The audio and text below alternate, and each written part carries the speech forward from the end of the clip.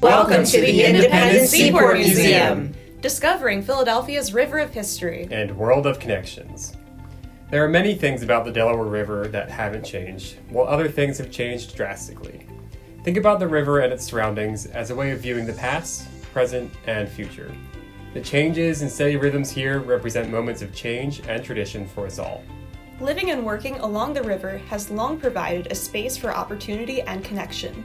It is the home to skilled shipbuilders, bridge engineers, dock workers, recreational sailors, and many other individuals. And it was the home to many before them. All of these individuals and their communities have shaped the port and city of Philadelphia for generations. Ships that are called to the Delaware River and its seaport also connect Philadelphia to the rest of the world. Having served around the globe, these ships interact with people and their cultures. They bring that knowledge and trade back home to our city. Now it's your turn to discover Philadelphia's river of history and world of connections.